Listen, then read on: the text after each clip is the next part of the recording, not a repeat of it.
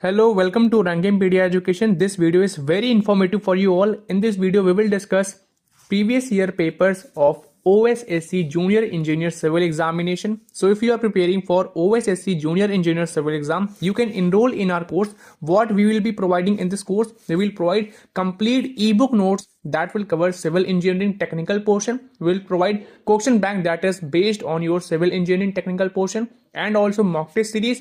Plus, we will also provide TESTPASS. So TESTPASS contains 3000 plus mock test series. Course medium is your English.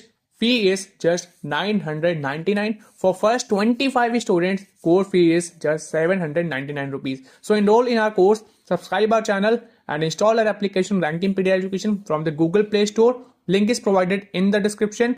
So our first question is, unit of measurement of roofing tile is specified in terms of, your options are square meter, come as your cubic meter, and your third option is number, and last option is kg. So which of the option is correct? You have to answer this. So question is unit of measurement for roofing tile. Now roofing work is generally related to surface area, and we know surface area is measured in square meter. So option number A is correct, that is your square meter. So unit of measurement for roofing tile is specified in terms of square meter. Option number A is correct. Why not cubic meter? Cubic meter is used for volumetric item like your concrete. Okay, so answer is square meter.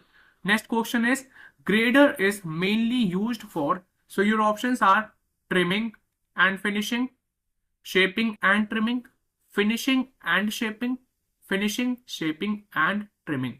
So grader has a long blade that creates flat, smooth surfaces. So it is related to finishing, shaping and trimming. Option number D is correct. Your next question is, question number 3 is, unless otherwise specified, thickness of plaster should be kept. So you have to tell the range of thickness of plaster that should be kept. Your options are 6 mm to 12 mm, 10 mm to 12 mm, 12 mm to 25 mm, or none of the above.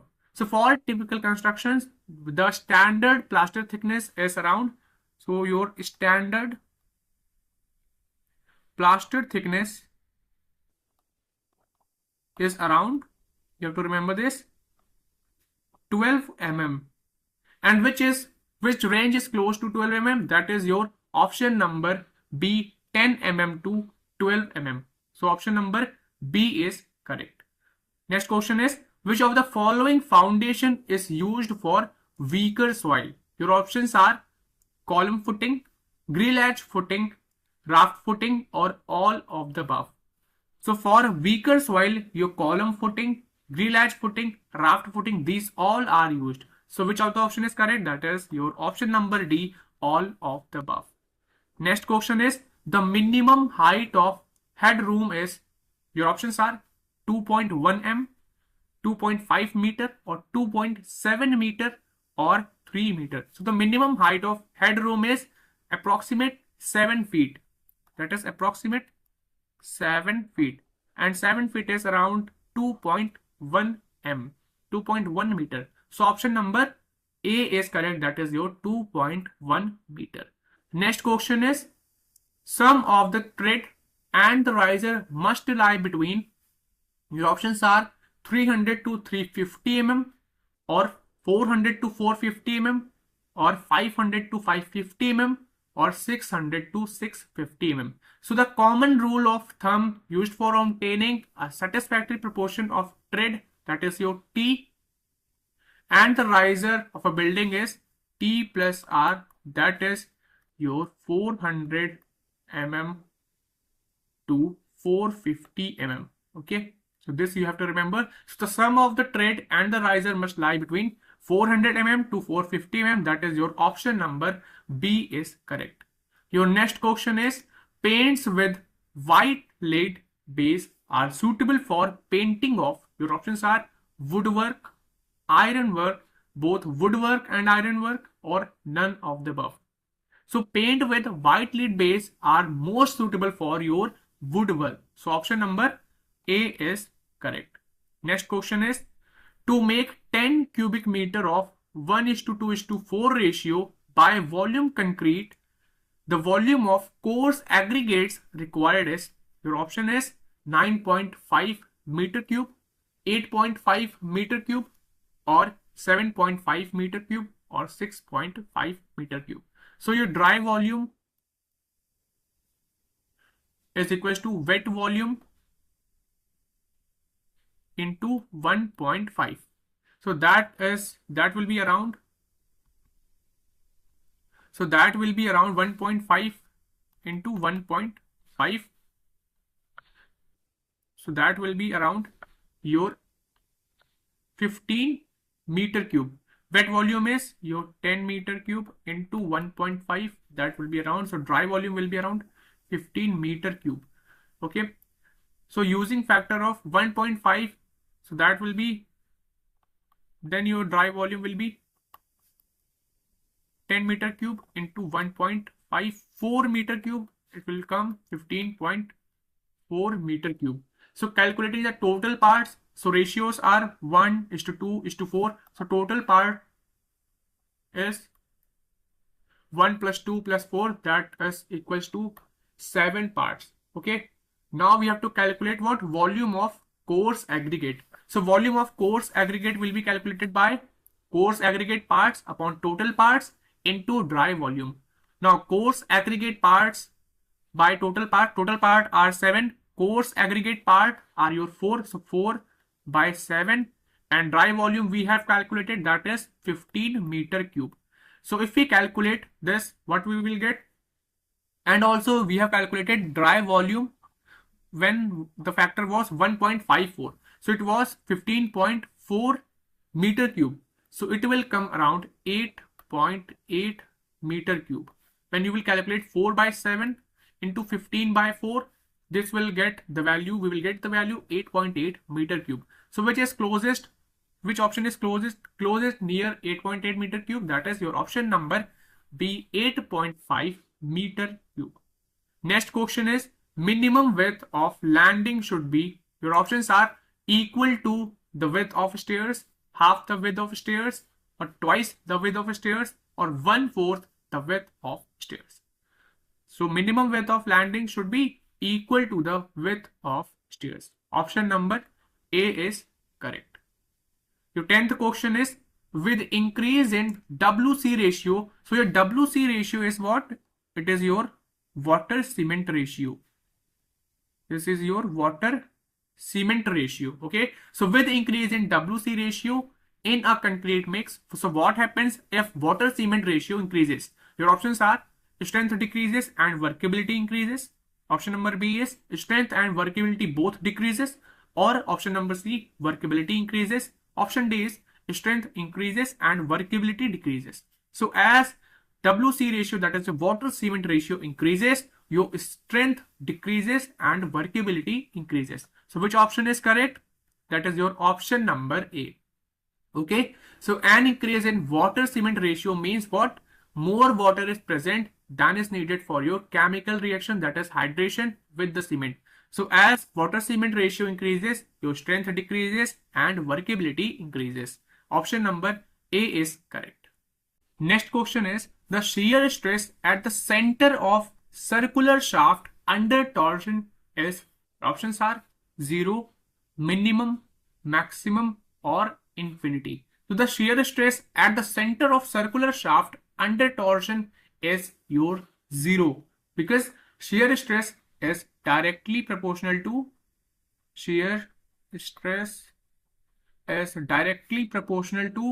distance from the shaft's axis.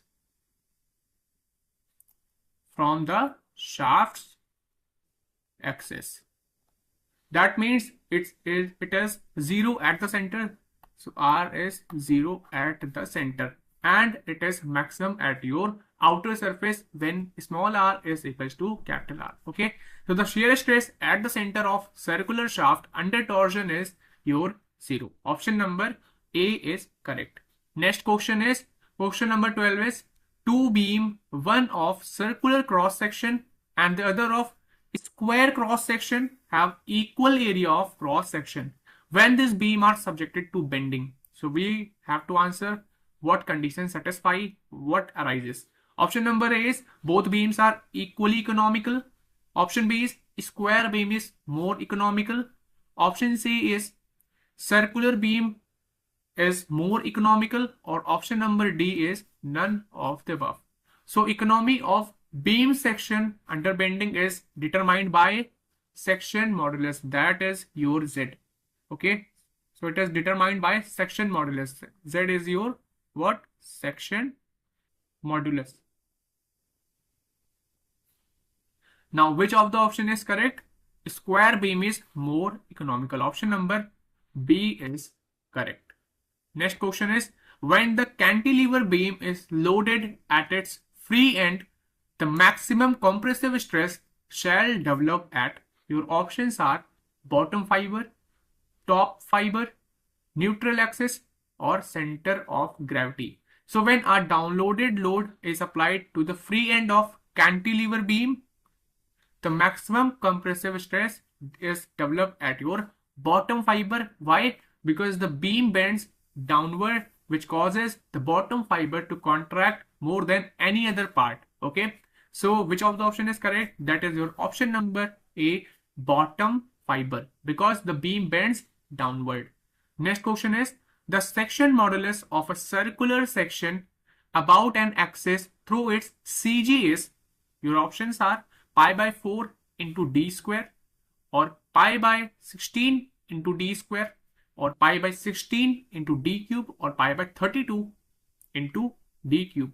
So section modulus and identify relative formulas. So what is section modulus? So section modulus, as I have told you, section modulus is represented by your Z. Okay, and what is section modulus? Section modulus is your ratio of inertia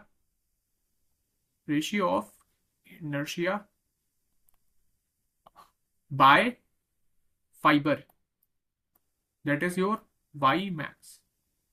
So section modulus is what? It is your Z is equals to I by Y max. Okay, so for solid circular section, D with the diameter, if solid circular section has a diameter D, so the moment of inertia about an axis through its CG will be, then I will be your pi D pi to the power 4 by 64, or you can say pi by 64 into D to the power 4. And now if we substitute I value over here, what we will get? We will get Z is equals to pi D to the power 4 by 64, and your Y max is D by 2. Okay, so the distance of extreme fiber from your neutral axis will be D by 2. So after calculating the Z value from here, what we will get? We will get value Z is equals to pi D to the power 3. Okay, this will be cancelled out, and in denominator we will get 32.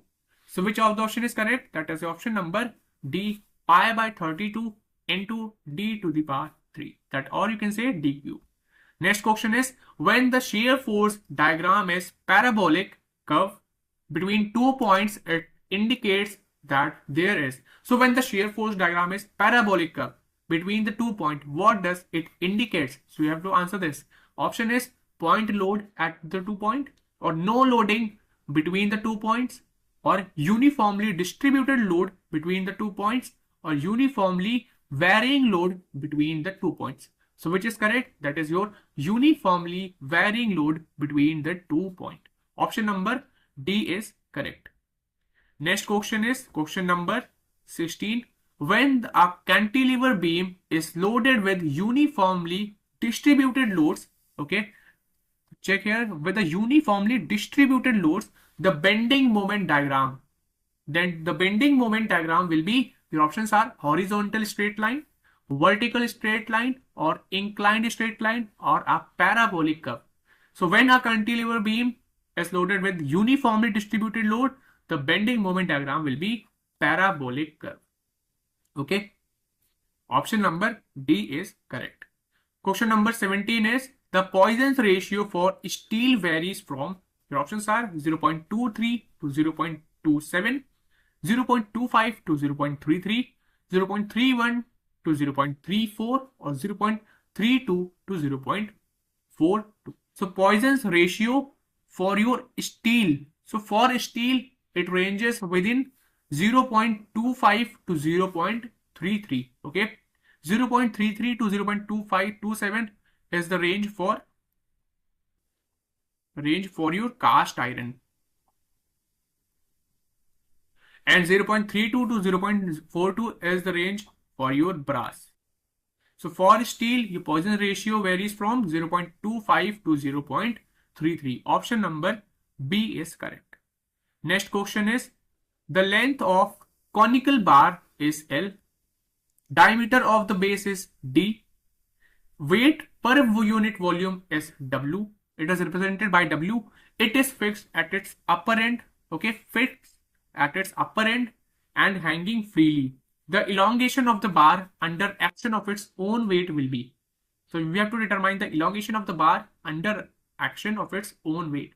Options are WL square by 2E, or WL square by 4E, or WL square by 6E, or WL square by 8. So which is correct? That is your WL square by 6E. Option number C is correct. Okay. Next question is modular ratio of two material is the ratio of. So we have to tell what is actually a modular ratio of two material. Answer is, your options are given: linear stress to linear strain, or shear stress to shear strain, or their modulus of elasticity, or their modulus of rigidity. So your modular ratio of two material is what? The ratio of modulus of elasticities. M is E1 by E2. Option number C is correct. That is their modulus of elasticities. Option number C is correct. Next question is question number 20. Slenderness ratio of a compression member is the ratio of effective length of the compression member to what? So we have to tell what is actually slenderness ratio. So slenderness ratio is what? Slenderness ratio of compression member is the ratio of effective length of the compression member to the radius of gyration. Option number C is correct. Okay. So slenderness ratio is effective length, ratio of effective length of the compression member to the radius of gyration. So option number C is correct. So next question is, which of the following is the best compression member section? Answer is, your options are given: single angle section, or option B double angle section, or I section, or tubular section. So best compression member section is your tubular section. That is your option number D is correct. Okay. Tubular is a like hollow circular section. Next question is, butt weld is specified by, your options are leg length, plate thickness, effective throat thickness, or penetration thickness. So butt weld is specified by your effective throat thickness. Effective throat thickness, what does it represent? So it represents minimum distance from the root to the face of the weld. Face of weld. This thing you have to keep in mind. Effective throat thickness represent minimum distance from the root to the face of butt weld, you can say. Okay. First thing is this, and it is also important for your strength calculation. So butt weld is specified by your effective throat thickness. Option number C is correct. Next question is question number 23. The failure of rivet joint may take place due to options are shear failure of rivets, bearing failure of rivets, or tearing failure of plates, or all of the above. So failure option can be all of the above, either your shear failure of rivets or your bearing failure of rivets and your tearing failure of rivets. So all of these options are correct. A, B, C. These all three are the reason for the failure of rivet joints. So option number D is correct. That is your all of the above. Next question is question number 26. Speed. Question number 23 we have forgotten. So question number 23 is heat of hydration in cement at early age is maximum for. The options are C2S. C2S is what? C2S is your dicalcium silicate. C2S is your dicalcium silicate. C3S is your tricalcium silicate. And C4AF is your tetracalcium aluminoferrate. Tetracalcium aluminoferrite. Okay. C4AF is your tetracalcium aluminoferrite. C3A is what? This is your tricalcium aluminate. So tricalcium aluminate reacts most rapidly with water and it produces highest amount of heat. This thing you have to keep in mind. So the heat of hydration in cement at early age is maximum for your option number D, that is your C3A, that is tricalcium aluminate. So option number D is correct. So moving on to the next question, question number 25, that is your high yield deformed bar have. So what does a high deformed bar have? We have to tell this. Option is definite yield value. Option B is chemical composition different from mild steel. Option C is percentage elongation less than that of mild steel. Option D is percentage elongation more than that of mild steel. So high yield deformed bar have percentage elongation less than that of mild steel. Option number C is correct. That is your percentage elongation less than that of mild steel. So question number 26 is next question, that is your speed regulation on road is decided on the basis of, your options are 60 percentile cumulative frequency or 75 percentile cumulative frequency or 80 percentile cumulative frequency, or option number D, that is your 85 percentile cumulative frequency. So speed regulation, specifically the upper speed limit on road, is primarily based on your 85 percentile cumulative frequency. Okay, that is your upper speed limit is generally based on your 85 percentile cumulative frequency. Option number D is correct. Next question, question number 27 is when the bituminous surfacing is done on already existing blacktop road or over existing concrete road, the type of treatment to be given is, your options are steel coat, tack coat, prime coat, or spray of emulsion. So that is your tack coat. Okay, option number B is correct. Next question is the type of transition curve generally provided on hill road is, options are circular, spiral, cubic parabola, or luminous straight. So on hill road, your spiral, or you can say clothoid, is generally provided. Okay, so option number B is correct. The type of transition curve generally provided on hill road is spiral, or in case the spiral option is not there, it is your clothoid. Option number B is correct. Next question is the percentage compensation ingredient for ruling gradient of 4% and horizontal curve of radius is your 760 m. So we have to what we have to tell? We have to tell the percentage compensation ingredient for ruling gradient. So that is your no compensation. Option number D is correct.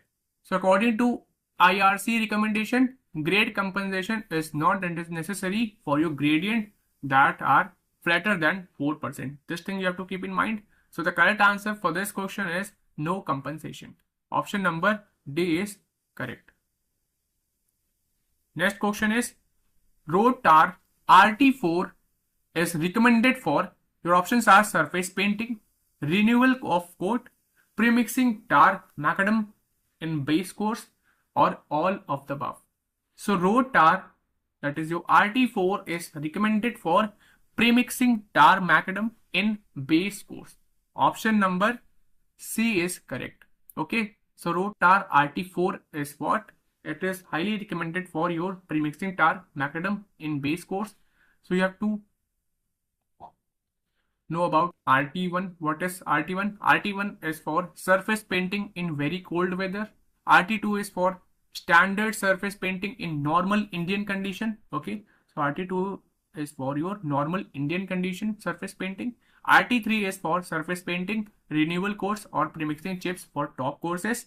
RT4 is used for premixing bar macadam in base course, and RT5 is for grounding. Okay, RT5 is for grounding and it has highest viscosity. This thing you have to keep in mind.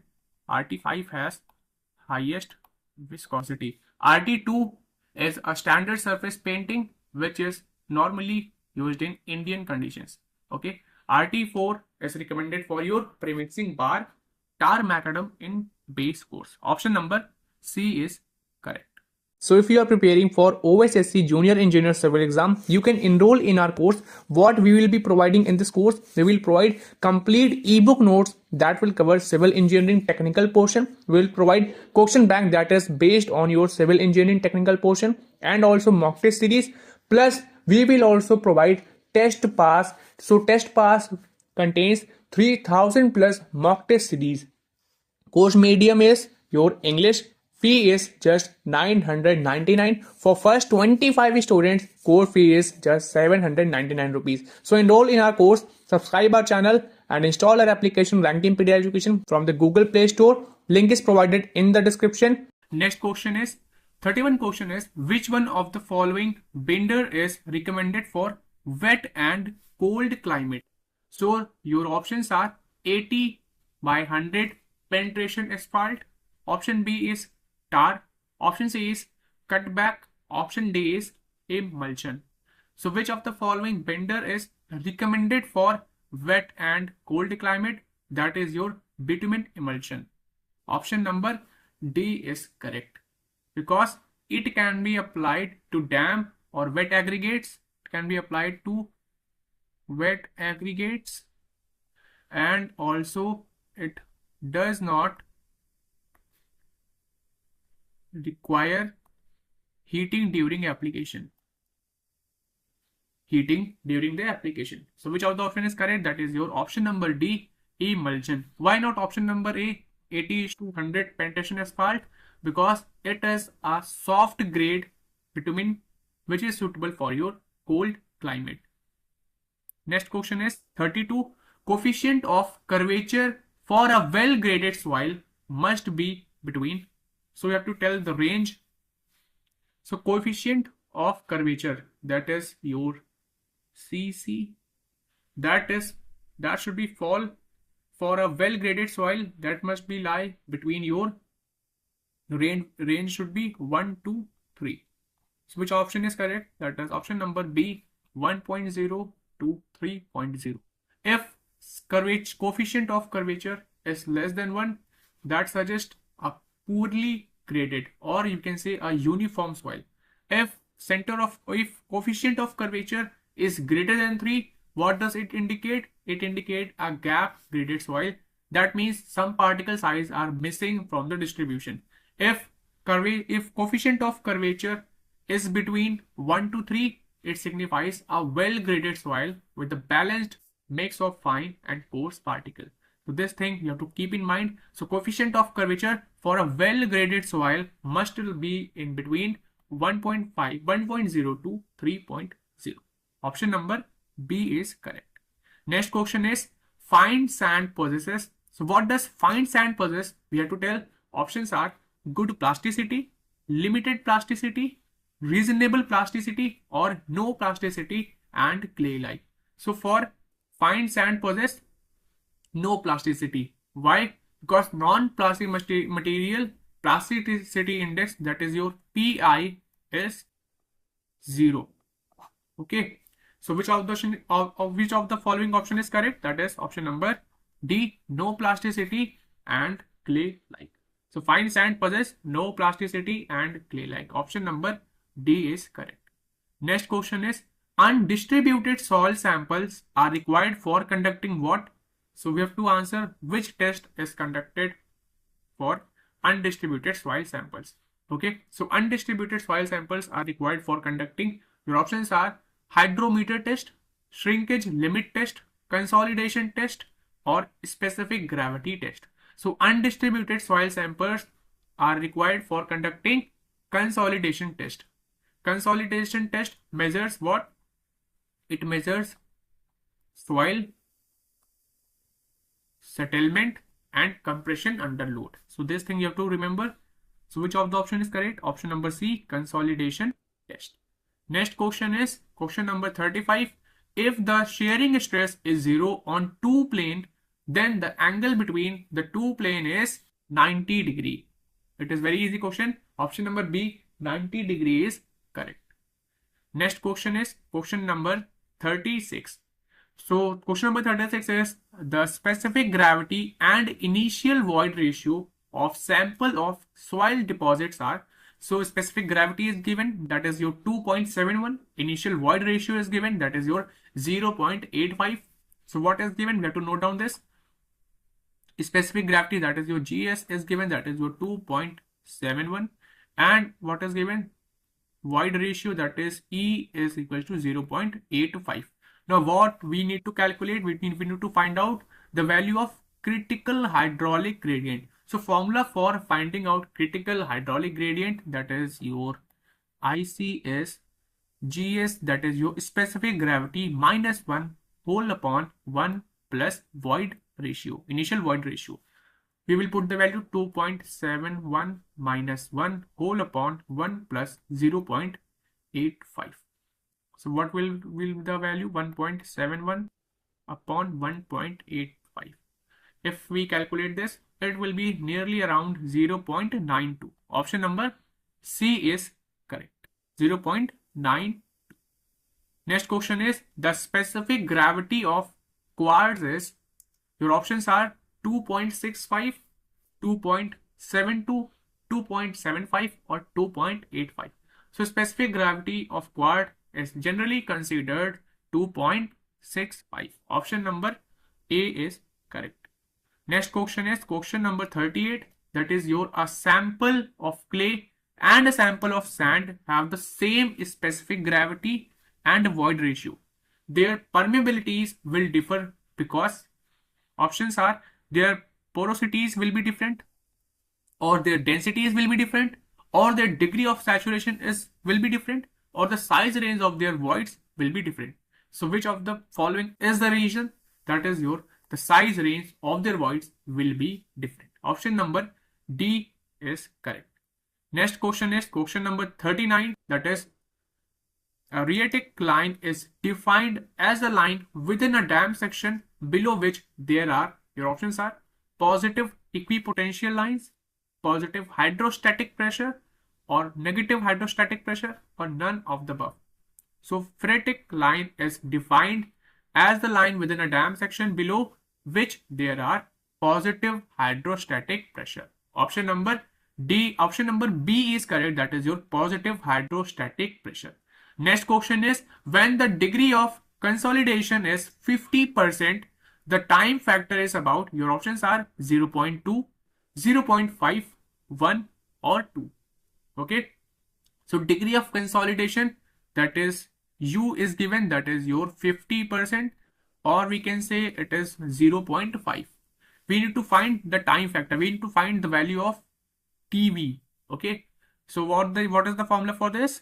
Time factor is equal to pi by 4 into degree of consolidation whole square.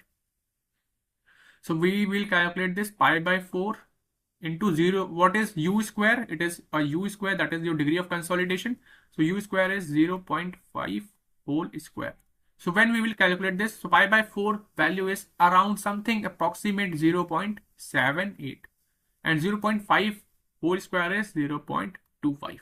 So if we calculate 0.78 into 0.25, it will be approx value will be 0.196.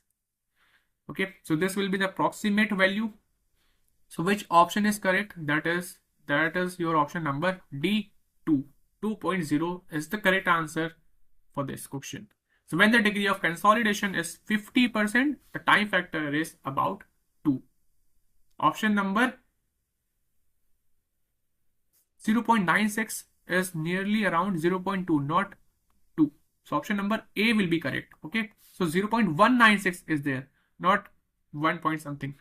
So option number A is correct, that is your 0.2. So when the degree of consolidation is 50%, the time factor is about 0.2. Option number A is correct. So the next question is question number 41, that is the soil moisture driven off by heat is called. So you have to tell a soil moisture driven off by heat, what is called? Your options are free water, hygroscopic water, gravity water, or fringe water.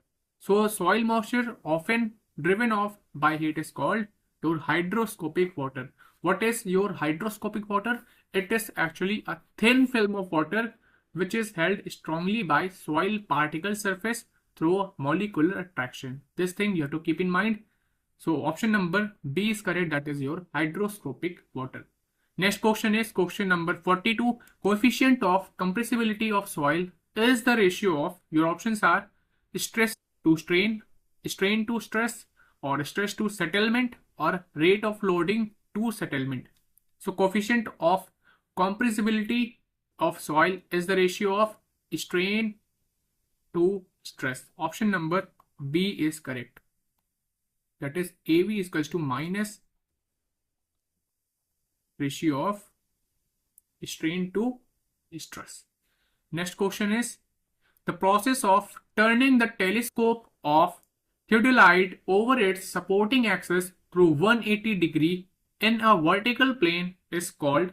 Your options are transiting, reversing, plunging, or any one of the above. So which of the following is the correct? So transiting, reversing, and plunging, these all three are referred to rotating the theodolite telescope 180 degree in a vertical plane. So which of the option is correct? That is option number D, any one of the above. Or here option number D can be all of these. Okay. Next question is question number 44. The horizontal angle between the true meridian and a survey line is called. Your options are magnetic bearing, azimuth, dip, or magnetic declination. So which of the following is correct? So the horizontal angle between the true meridian and a survey line is called azimuth. Option number B is correct. It is also called true bearing. Okay. Next question is an ideal transition curve is. So what is actually an ideal transition curve? So you have to answer this. Options are cubic parabola, clothoid spiral, or cubic spiral, or true spiral. So ideal transition curve is your clothoid spiral, which is also known as your Euler spiral, or you can say or true spiral. Option can be like this: an ideal transition curve is cubic parabola, or it can be Euler spiral, or in place of clothoid spiral it can be true spiral. Okay, so you have to remember clothoid spiral is the correct answer, and clothoid spiral is also known as Euler spiral, or we can say true spiral. Option number B is correct. Next question is question number 46. So that is your which of the following curve is avoided on a highway? Options are simple curve, compound curve, reverse curve, or none of the above. So reverse curve is avoided on a highway. Okay. Next question is question number 47. Location of counter gradient for a highway is best set out from?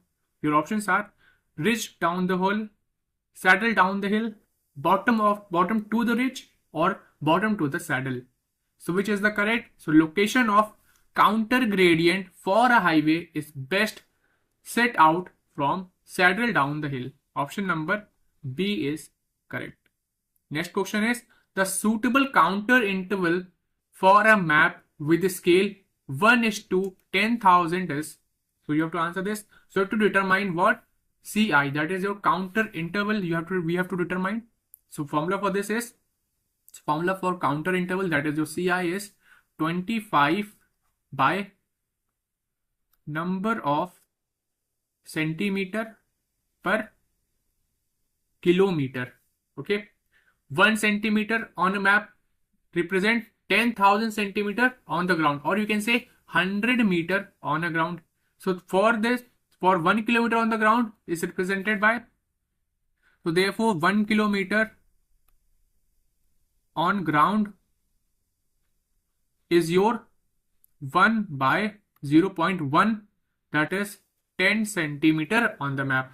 So we will be using this formula, that is CI is equals to 25 by number of centimeter per kilometer. So number of centimeter per kilometer is your 10 centimeter divided by 10. So we will get the answer 2.5 meter, and 2.5 meter is nearly to 2 meter. So option number A we can mark correct. Okay, 2 meter is the right answer. Next question is the included angles of a theodolite transverse are generally measured as, your options are clockwise from the forward station, anti-clockwise from back station, or anti-clockwise from forward station, or clockwise from back station.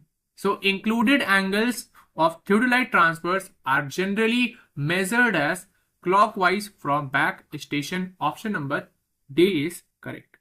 Next question is, if the forebearing of line AB is 35 degree and that of line BC 15 degree, then the included angle between the line is, so to determine the angle between these two lines, so what will be the right answer? Options are 20 degree, 50 degree, 160 degree, and 230 degree. Okay, so back bearing is given. So how will we determine back bearing? Forebearing of line is given. So forebearing, we can say that is FP is given, value is given, that is your 35 degree. Okay, so how will we be calculating back bearing? That is your, in short we can write BB. That will be calculated by forebearing plus or minus 180 degree. So we will be getting 35 degree plus or minus 180 degree. That, since the forebearing is less than 180 degree, okay, so forebearing is what? It is actually less than 180 degree. So we will be adding 180 degree. So now if we add 35 degree plus 180 degree, so we get back bearing as the value 215 degree we are getting. Okay, now what is included angle? We have to determine the included angle between the lines. So for included angle, the formula is included angle I will write as IA. Forebearing, that is your FP minus your back bearing. Okay, back bearing I have written as BB. So forebearing is forebearing is your 35. For BC it is your 15 degree. Okay, for BC it is your 15 degree, and for back bearing what we have get the value, that is your 215 degree. So what we have get minus 200 degree. Included angle that we have get minus 200 degree. Okay, so now we want it in a positive value. So for positive angle what we'll be doing, so we will add 360 degree in minus 200 degree. We will be adding this. Now what we will get? We will get 160 degree. So to get the positive angle, we'll be adding 360 degree, and the positive angle value is your 160 degree. Option number C is correct. So included angle between the lines are 160 degree. Option number C is correct. Next question is 51. The polar moment of inertia of hollow circular shaft of outer diameter d and the inner diameter d will be, your options are pi by 16 into d to the power 3 minus d to the power 3, that is your outer diameter, cube minus cube of inner diameter, or option number B, that is pi by 16 d to the power 4 minus d to the power 4, or option number C, pi by 32 into d to the power 4 minus d to the power 4, or pi by 64, that is your d to the power 4 minus d to the power 4. So what is your polar moment of inertia? Polar moment of inertia is generally represented by J. Okay. So the general formula for the polar moment of inertia for a solid circle with a diameter d is like your J solid is your pi d cube d to the power 4 upon 32. So this formula is a general formula for your polar moment of inertia of solid circle that has a diameter capital D. Now for hollow circular shaft that have two diameter, first one is your outer diameter, that is your capital D, and your inner diameter, that is your small d. So for this, what we'll be doing? Polar moment of inertia of outer minus of inner. We will get the polar moment of inertia of hollow circular shaft. So by this we will be getting, so J outer will be d to the power 4, because diameter for outer is your capital D represented by a capital D by 32 minus pi. Now for inner, as we are calculating for inner, so for inner the diameter is represented by small d to the power 4 by 32. We will be taking pi by 32 as common. So in a bracket, what will be getting? Capital D to the power 4, that is your outer diameter to the power 4 minus of small diameter to the power 4. So which of the following option is correct? That is your option number C, pi by 32 into outer diameter to the power 4 minus inner diameter to the power 4. Okay, option number C is correct. Next question is question number 52. The load required to produce a unit deflection in a spring is called. So what does it called? That is your spring stiffness. Load required to produce a unit deflection in a spring is called your spring stiffness. Option number C is correct. Next question is, a reinforced cement concrete beam is considered to be made of, so reinforced cement concrete beam. Now reinforced cement concrete beam, that is your RCC beam. So RCC beam is made of two distinct material. First one is your concrete and second one is your steel. So yes, we can say that a reinforced cement concrete beam is considered to be made of composite material. Okay, because it is a combination of two distinct material. First one is a concrete and second one is your steel.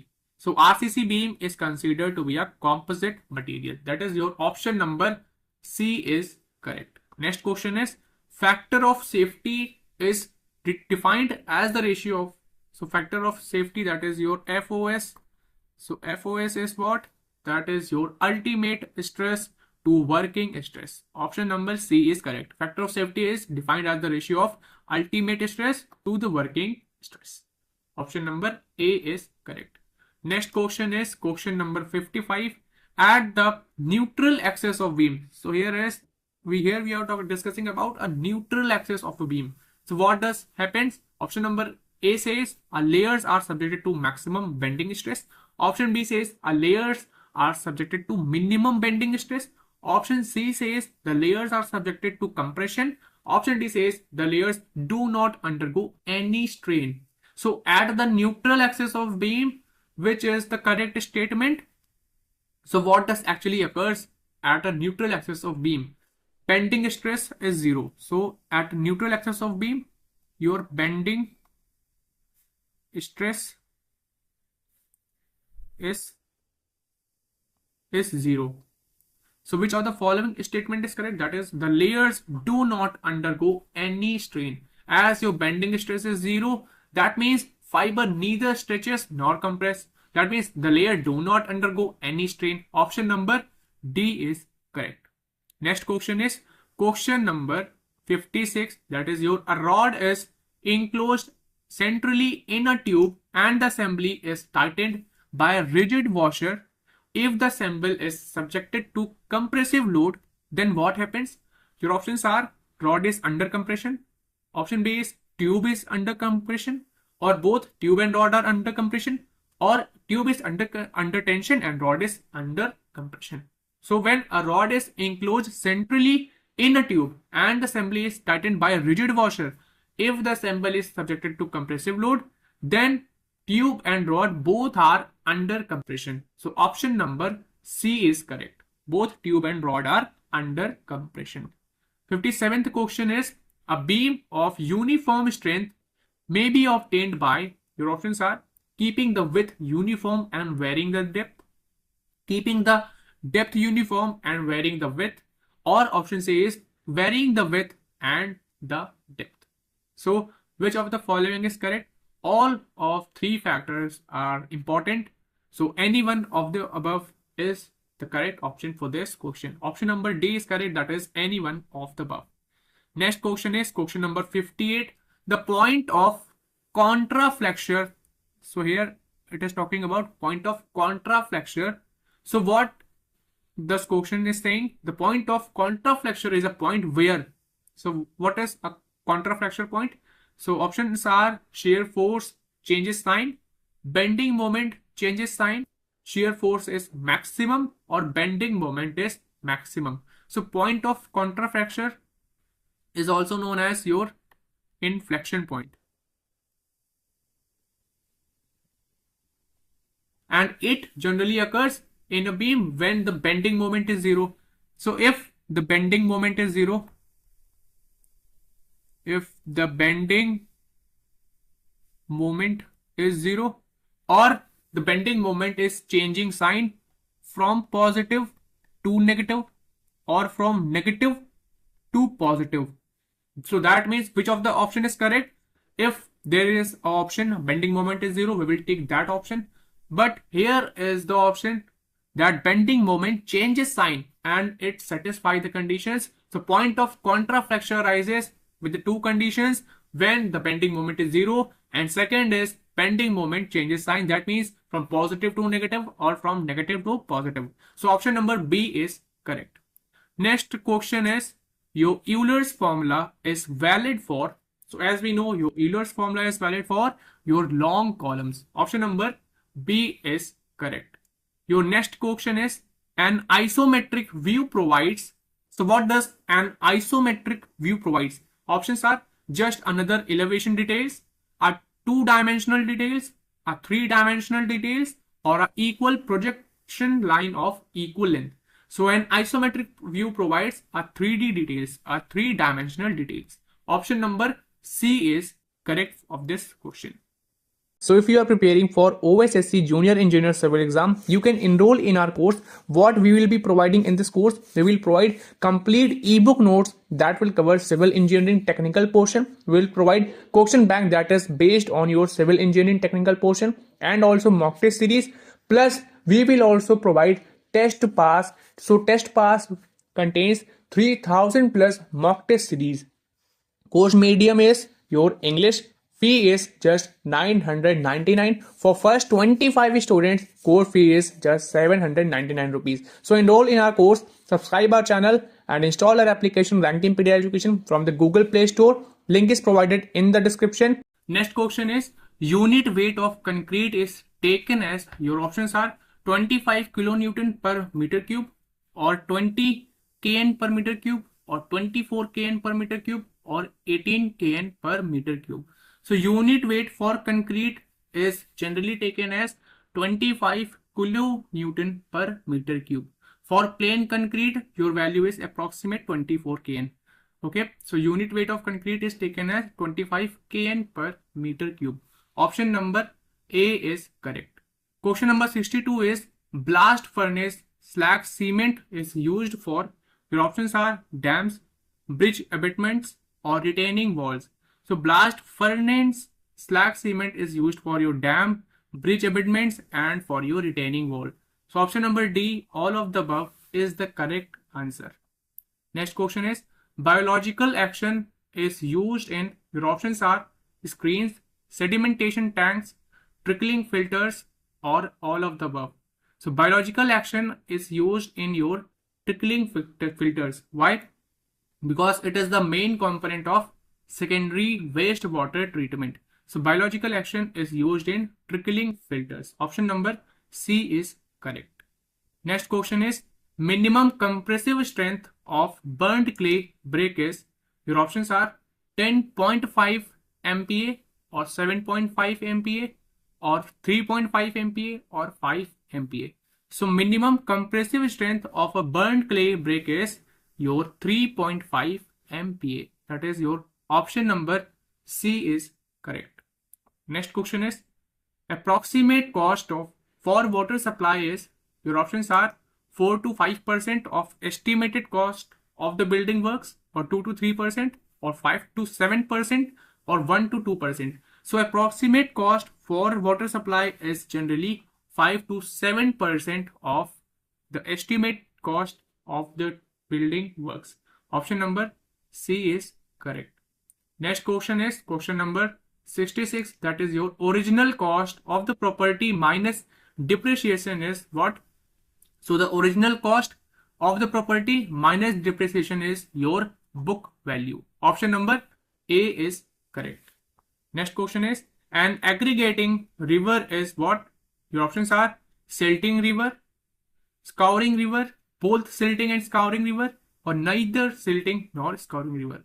So an aggregating river is your silting river.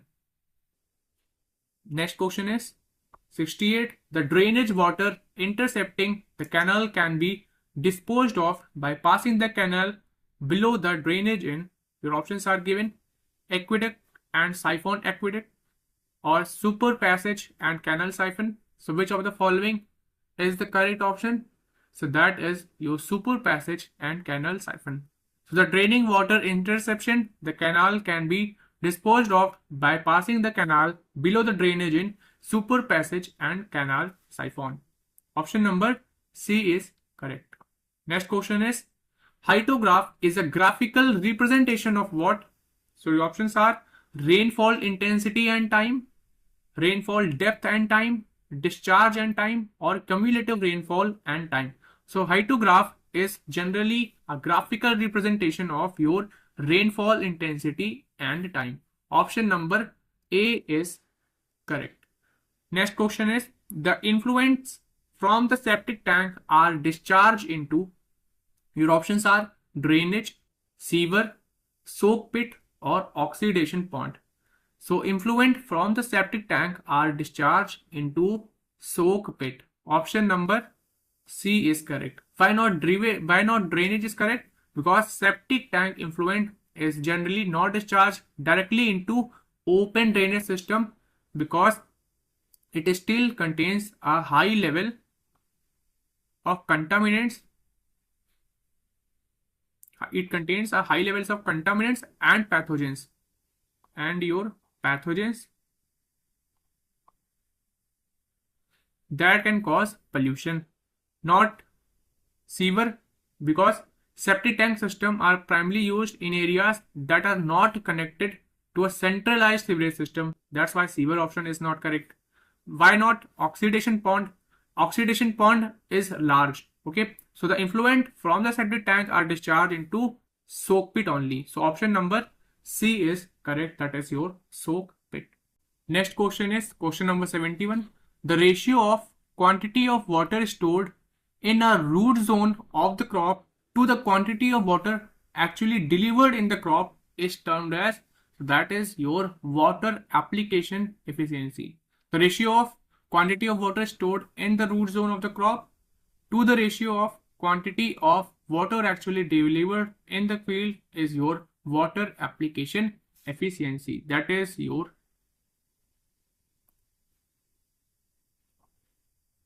WF. Okay, so water application efficiency is your NA. It is actually the ratio of quantity of water stored in root zone of the crop, that is WS, to the quantity of water actually delivered in the field, that is WF, into 100%. So water application efficiency is the correct answer. That is option number B is correct. Next question is the amount of chlorine used for plain chlorination of water is about. So the normal dose of chlorine that is used for plain chlorination is about 0.5 mg per L, which is equivalent to 0.5 ppm. So option number D is correct. Next question is the characteristics of fresh and septic sewage respectively are. So what is the characteristics of fresh sewage and septic sewage? You have to know. So for fresh sewage is what? Fresh sewage is generally alkaline in nature. That means pH value is greater than 7. And septic sewage is your old sewage. So septic sewage is your old sewage and it is therefore acidic in nature. Now if it is acidic in nature, that means pH value is less than 7. So which option is correct?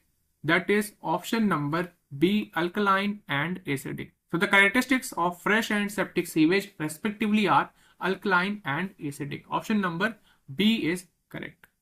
Next question is question number 74. That is the maximum efficiency of BOD removal is achieved in. Your options are oxidation pond, oxidation ditch, aerated lagoons or trickling filters. So the maximum efficiency of BOD removal is achieved in oxidation ditch. That is your option number B is correct. Next question is question number 75. That is the pipe joint commonly used in pumping station. So the pipe joint which is commonly used in pumping station is which kind of joint is used? That is your flanged joint. Option number B is correct, flanged joint. Next question is question number 76.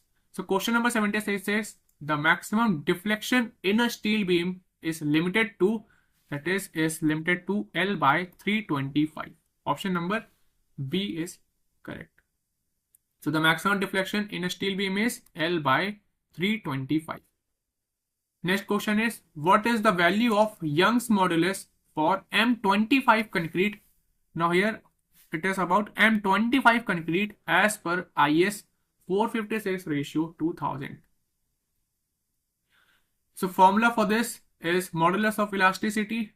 Formula is 5000 root F. Okay. Now to determine characteristic strength of M25. So your characteristic compressive strength, that is your FCK. So FCK is your 25 MPa. Now we will be substituting this FCK value over here. So what we will get? EC, that is your Young's modulus, is equals to 5000 root 25. That will coming 5000 into 5.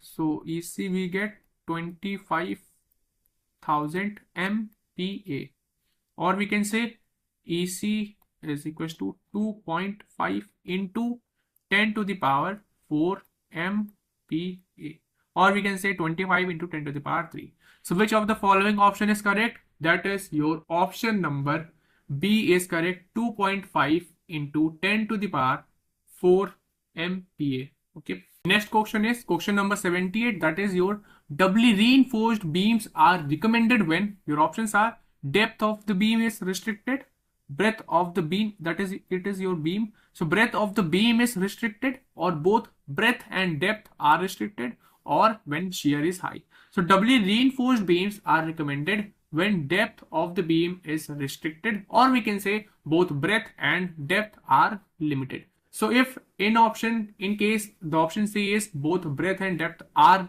limited, then we will be ticking on option number C. But here the depth of beam is restricted, so we will be ticking on option number A, that is the depth of beam is restricted. Next question is question number 79. That is your RCC pipe carrying water is mainly designed for.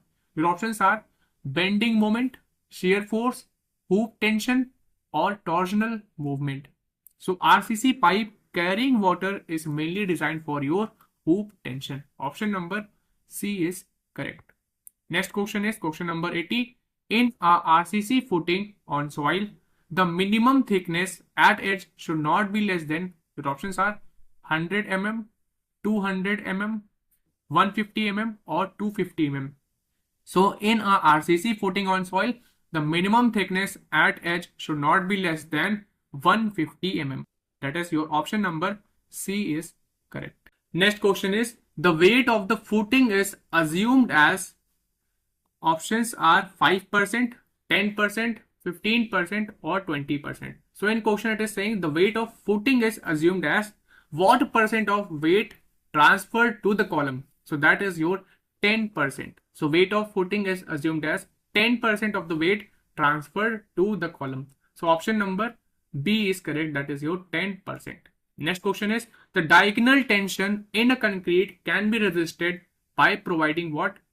By providing, your options are diagonal tension reinforcement or shear reinforcement or inclined tension reinforcement.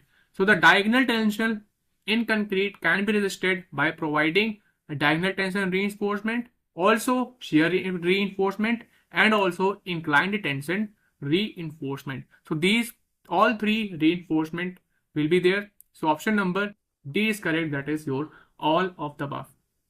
Next question is, if the area of tensile steel reinforcement is doubled, the moment of resistance of the beam will increase by about what percentage? You have to tell. So if the area of tensile steel reinforced is doubled, so the moment of resistance of the beam will increase by 22%. Option number B is correct. Next question is 84. The maximum spacing of vertical stirrups is 0.75 D and that for inclined at 45 degree is, your options are 0.375 D or D or 0.5 D or none of the above. So according to clause 26.5.1.5, the ISC, that is your Indian Standard Code IS 456 ratio 2000, the maximum spacing of shear reinforcement for vertical stirrups, the maximum spacing is 0.75 D and for inclined stirrups at 45 degree it is D. So option number B is correct. Next question is, the factor of safety for concrete and steel in the working stress method are taken as, so that are taken as 3 and 1.78. Option number A is correct. Next question is question number 86, that is the formwork of RCC slabs up to 4.5 meter span can be removed after, your options are 1 day, 3 day, 7 day or 14 day. So slabs up to 4.5 can be removed after 7 days and slabs up to 4.5 meter proofs can be removed after 14 days. Okay, slab up to 4.5 can be removed after 7 days and slabs over 4.5 can be removed after 14 days, and for vertical formwork it is 16 to 24 hours. So you will remember this.